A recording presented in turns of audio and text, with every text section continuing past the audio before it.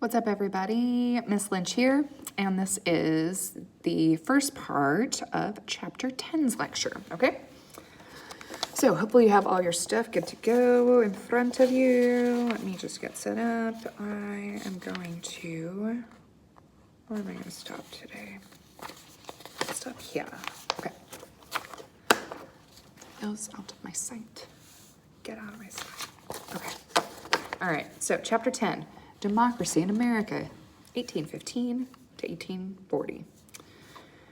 Okay, hopefully you have your stuff ready to go. Let me grab one swig of water.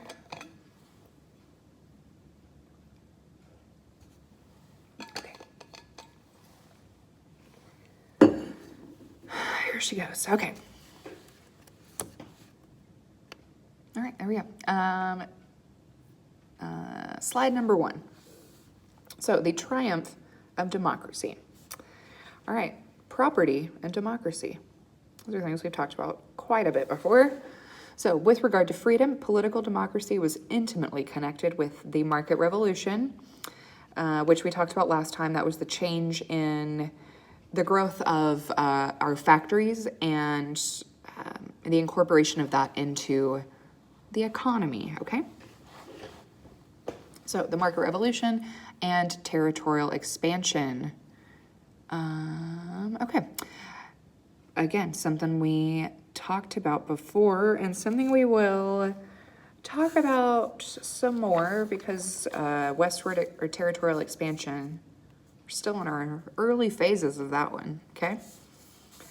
So challenges to property qualifications during this time, property qualifications for voting began to rise. And not a single state that entered the Union after the original 13 required ownership of property to vote. So that is becoming passé, all right? People are starting to get rid of that. Okay, Tocqueville on democracy. So by 1840, more than 90% of the adult Caucasian American male population were eligible to vote. And democratic political institutions came to define the nation's sense of its own identity. I feel like that's, still pretty true today. People are like, oh, they're Democrat, oh, they're Republican. That's still kind of a defining term that, holds true. Okay, so I'm not going to try to butcher this with a French accent. I'll just butcher it with an English accent. So Alexis de Tocqueville was a French writer, identified democracy as an essential attribute of American freedom in Democracy in America, which was published in the 1830s. And remember that, and we've talked about this, the American Revolution happens, which the French were involved, as far as like leaders, French leaders going, were involved in helping us fund our military efforts. And after the American Revolution ends, the French Revolution occurs, which, a lot of aspects were inspired by the American Revolution. And that was kind of openly acknowledged that the Americans had their revolution and so are we, okay? So this concept of democracy coming from this French author, I feel like that makes a lot of sense. Okay. So, the information revolution. All right, so our market revolution, which we talked about, and political democracy produced an expansion in the public sphere and an explosion in printing, right? We've talked about printing before and how important it was, making information accessible to the common people, right? So whenever this happens and printing just increases, it's referred to as the information revolution, okay? Let's see, the application of steam power to newspaper printing led to an increase in output. And there are such newspapers as the New York Sun and the New York Herald that become kind of the first popular newspapers, okay? Also, as a part of that, there is the rise of the penny presses, okay? So cheap newspapers, so as printing presses come out or increase and printing costs go down, okay, you can get things cheaper. So penny presses come about. They They're like tabloids of today, all right? So they emphasize sensationalism, exposés on official misconduct, and crime stories, okay? Also, penny presses became known for the quality of materials that were used. So the paper was, super shoddy, and the ink did not stay on. So it was known for getting ink all over your hands. So people would often iron, well, not just penny presses, but other newspapers too, but people would iron their newspapers to seal in the ink so you wouldn't get it all over your hands. Okay, so newspapers had far reach due to low postal rates, and a reduction in printing costs made it possible, okay, so penny presses to rise, and then alternative papers, so,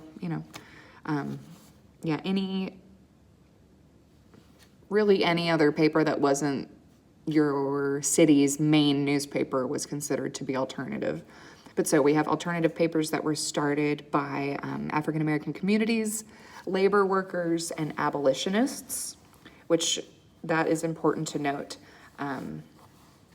We're getting into the 1940s. We will really see the large-scale increase in the conversation about abolition and ending slavery. Okay, so from the 1840s until we get to Civil War, this is just going to increase more and more, okay? Okay, by 1840, the weekly circulation, of newspapers in the U.S., whose population was 17 million people at the time, so the entire U.S. population. So 17 million people in the U.S. Looking at Europe, their population was 233 million people, and our weekly circulation of papers in the U.S. was greater than what was going on in Europe. Okay.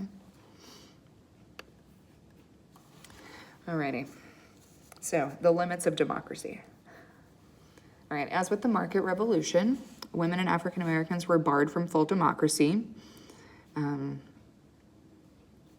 For all intents and purposes of our class, that will remain true for us throughout the rest of the semester, okay? So, they were denied on the basis of the alleged inferiority based solely on gender and racial differences. Intellectual grounds for exclusion shifted from economic dependency to natural incapacities, so alleged inferiorities, right? Okay, so this shift from property ownership, right, okay, to perceived differences, okay? All right, looking at our next slide, still same topic, so limits of democracy. So the debate over who was qualified to vote and participated in politics, who was qualified to vote and participate, in politics, lasted well into the 20th century. Like I said, this conversation will extend beyond our class, okay? So this will just be a theme. And it's not until 1920 when the Constitution not until 1920 was the Constitution amended to require states to allow women to vote. We're having our centennial right now of women acquiring the vote. Okay, the Voting Rights Act of 1965 swept away restrictions on African Americans voting imposed by many southern states. So that is something that when the Civil War ends, we will get into the Jim Crow era. I mean, not this class, but in U.S. history, America gets into the Jim Crow era, and, more limitations are placed on people of color in the South. So this is just commenting on, what will continue to happen even after we're done talking about things, right? Okay, so a racial democracy, quote unquote. Okay, African Americans could vote in 5 New England states during this time. They were not allowed to vote in most of the new states coming in, which I will hit on that more in a minute when we get to Missouri. Okay, so race had replaced class as the boundary that separated African American men. Remember what I just said a second ago, property had been our main defining term. Okay, this is the shift against that pattern. Okay. All right, so nationalism and its discontents. All right, so nationalism, the American system. So fighting to a draw in the War of 1812 led to a burst in national pride, or nationalism, Americanism, and a new manufacturing sector emerged from the war, typo there, and many young politicians believed that it was necessary to provide protection to these new industries, which this goes hand in hand with our market revolution that we talked about. Okay, so 1815, James Madison put forward a blueprint for government-promoted economic development, so it became known as the American system, created our new national bank was formed. Tariffs, taxes on imported goods were put in place that protected the American industry. And again, something we talked about before, but our series of roads and canals, this was a part of that also. Okay, so internal improvements is what the road and canal systems were referred to. Okay, so our tariff of 1816 offered protection to goods that could be produced in the U.S., specifically cotton. Okay, so this will lead to a boom in the cotton industry and just reinforce the system of the Southern plantation system, okay? Okay, yeah, also while admitting tax-free those who could not be manufactured at home, so many Southerners supported this. Like I said, this was largely due to the cotton industry. Okay, so this only reinforced, the plantation system, like I said, but slavery within that as well, okay? All right, so Madison came to believe that a constitutional amendment was necessary for the government to build roads and canals, and vetoed improvements.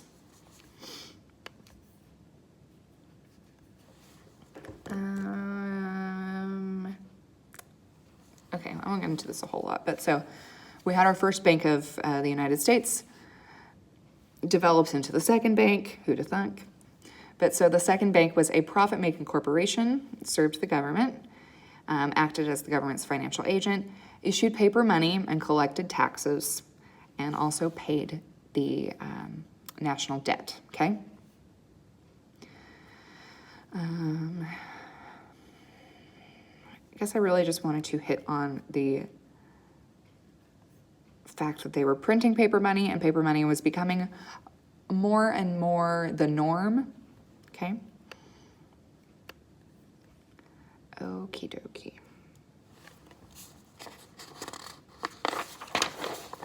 All right, so there is a panic that occurs in 1819.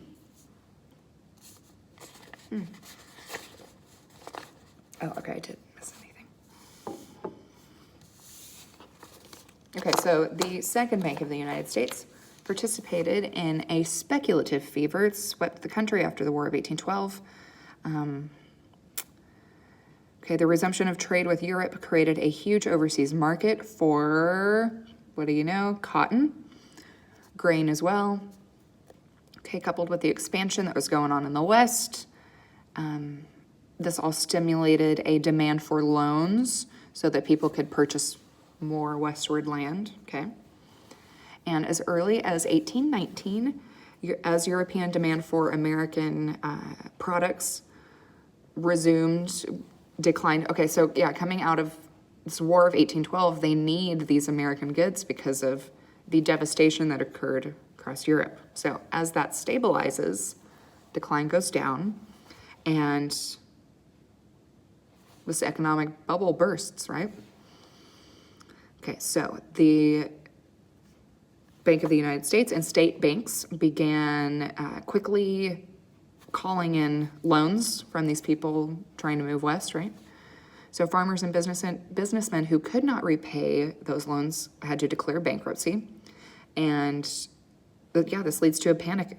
So unemployment rates rise in eastern states. Yeah. So, Panic of 1819 disrupted the political harmony that had been going on. Americans continued to distrust banks. This will go on, by the way. Again, something we won't talk about in our class, but whenever the Great Depression rolls around in the 1930s, that distrust of banks will just be reinforced, okay? Okay, so this panic really just lasts until 1820-ish. Many Western states suspended the collection of debts after they saw that this was literally creating a panic across the United States. So they kind of held off on calling for the collection of debts. Ooh, okay. The bank was widely blamed for causing the panic. Several states retaliated against them by taxing its local branches. So yeah, there's just a large distrust of banks going on, okay? Okay, so let's talk about the Missouri controversy. I have 2 slides about this, and then that's where I will end this video. Yeah, consider that at the halfway point. Okay, excuse me. Okay, so the Missouri controversy. Oh, no, I hope I don't get the hiccups. Okay, so James Monroe's second term, his 2 terms as president were characterized by the absence of 2-party competition. And that will change. But this was referred to as the era of good feelings, okay? Because everyone was just playing nice. So the absence of the political party disputes were replaced by sectional disputes, so are dividing political affiliations. And Missouri petitioned for statehood in 1819. They were a territory, so they petitioned for statehood.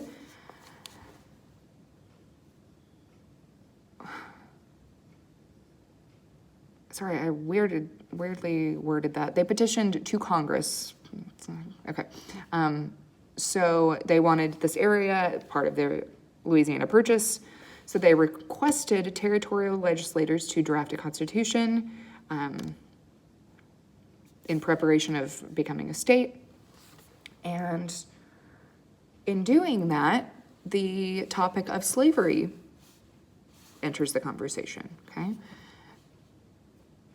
Think of where Missouri is located, all right? It's pretty central. Do they consider it a slave state or is it a non-slave state, okay? So this will become the Missouri controversy, right? Okay, so a debate arose over slavery.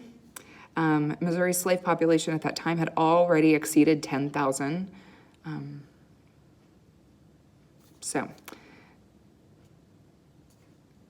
Yeah, that is a significant number. So they, are trying to figure out, do they halt that? Do they continue?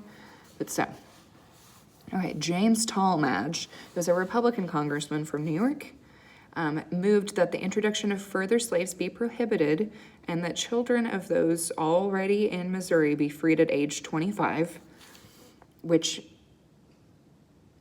this was based off of earlier stipulations, which we had discussed, I can't remember which chapter, but going back to early nationhood, okay? Colonial era, early nationhood, okay? So this then sparked 2 years of debate. Like I said, this becomes known as the Missouri controversy.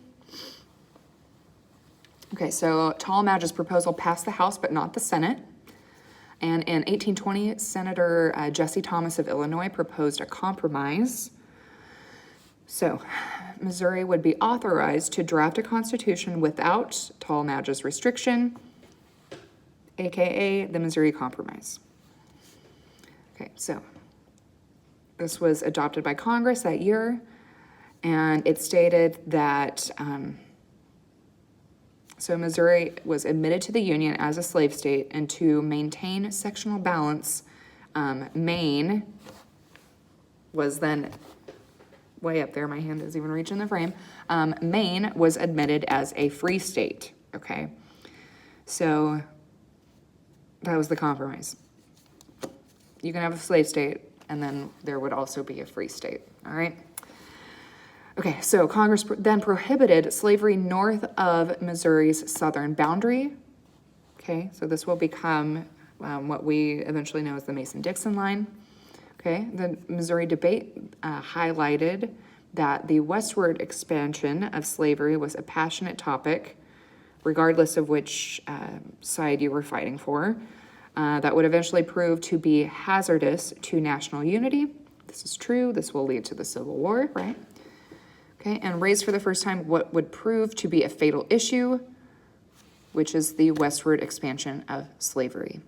Okay, so if you ever hear about the Missouri controversy, the Missouri Compromise, why is it important? Who cares? It's because it prompted the conversation of expanding slavery westward. Okay, so, all right, that is where I am going to leave off, and then I will pick back up with our next slide. So, nation, section, and party. Okay, and that will be the second half of chapter 10. So that's all I've got for now. If you all need anything, please email me, and otherwise I will see you back here. Okay, bye.